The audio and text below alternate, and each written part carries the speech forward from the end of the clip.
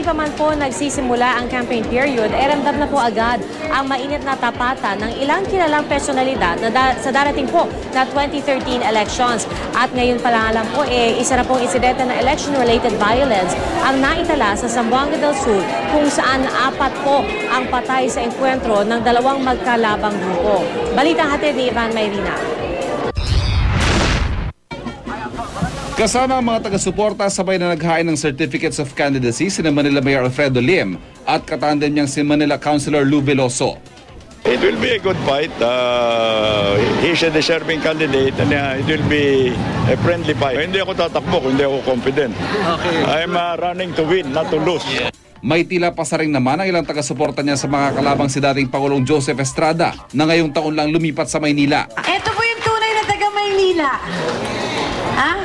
Kung sino po man ang darating dito, hindi na po sila magkakaroon ng interes sa kilalanin kayong lahat.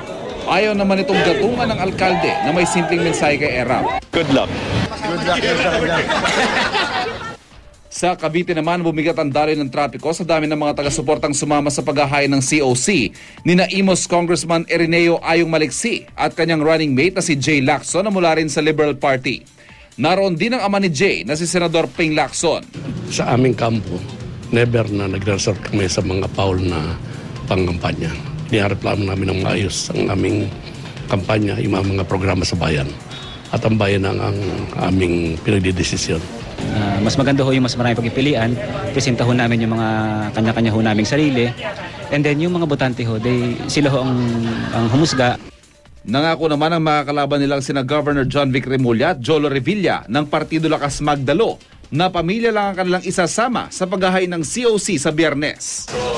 Naghain na rin ng COC ang re-electionist si 4th District Representative Lucy Torres Gomez laban kay incumbent Ormoc City Mayor Eric Codilla. Ang asawa niyang si Richard Gomez makakaharap naman ang kapatid ni Codilla na si Edgardo Codilla para sa pagka-alkalde ng Ormoc.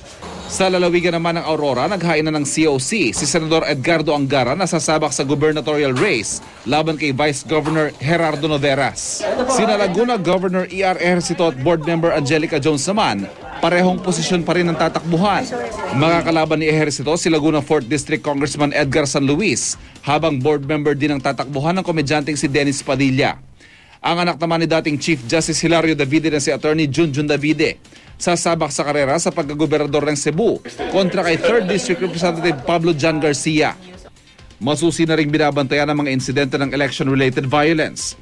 Sa bayan ng Midsalip sa Zamboanga del Sur naman, patay sa palitputukan ang dalawang taga-suporta ng re-electionist si Governor Antonio Ceriles at dalawang taga-suporta ng makakatapat niyang si Dominador Haloshos. Dalawa naman ang sugatan. Wala pang pahayag ang mga kampo ni na Haloshos at Ceriles. Halos 600 mahigit 30% ng mga lungsod at munisipyo sa buong Pilipinas ang mahigpit na binabantayan dahil sa gitgitan ng mga kandidato noong 2010 elections. Ivan Mayrina, GMA News.